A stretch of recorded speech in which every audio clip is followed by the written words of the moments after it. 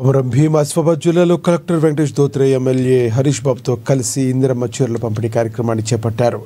జిల్లాకు 35,758 ఏకరూప చీరలు వచ్చాయని, మొదటగా చీరల పంపిణీ కార్యక్రమం గ్రామీణ ప్రాంతాల్లోని 335 గ్రామ పంచాయతీల్లో చేపట్టినట్లు తెలిపారు. ఆసిఫాబాద్, కాగజ్ నగర్ మున్సిపాలిటీలో రెండో విడత కార్యక్రమం ద్వారా చీరల పంపిణీ కార్యక్రమాన్ని చేపట్టనున్నట్లు తెలిపారు.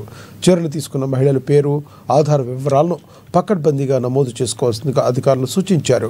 స్వయం సహాయక సంఘాలకు మంజూరైన 2,70,00,000 వడ్డీ లేని రుణాల చెక్కును సైతం ఎమ్మెల్యే, కలెక్టర్, మహిళా సంఘాలు పంపిణీ చేశారు.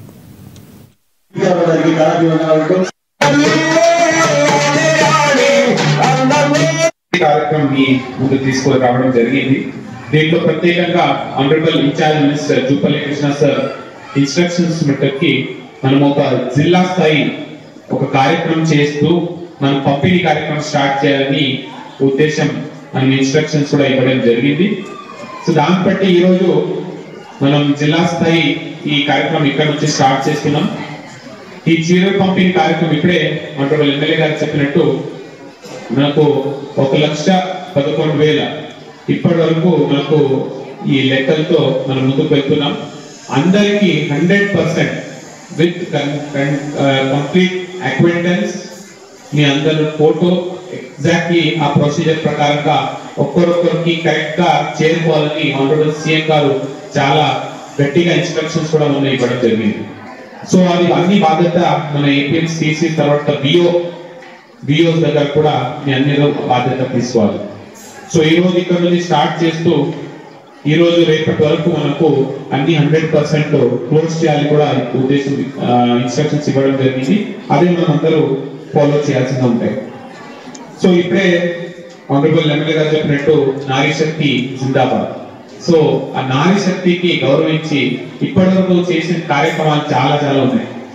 సో దాంట్లో ప్రత్యేకంగా ఒకటి అంటే మీరు అర్థం చేసుకోవాలి. ఫస్ట్ మనకు సొసైటీ మార్పు రావాలంటే అది ఎక్కడి నుంచి స్టార్ట్ చేయాలంటే మహిళలకి ఎంపవర్ చేసినట్టే, సశక్తికరణ చేసి వాళ్ళకి financial decisions making power, social decision making power ఇదన్నీ ఇచ్చేస్తే ఆటోమేటికలీ వాళ్ళ ఫ్యామిలీలో వాళ్ళ స్థాయి మంచి అవుతుంది. తర్వాత అక్కడే అన్ని డిసిజన్స్ లో వాళ్ళు భాగస్వామి ఉంటారు.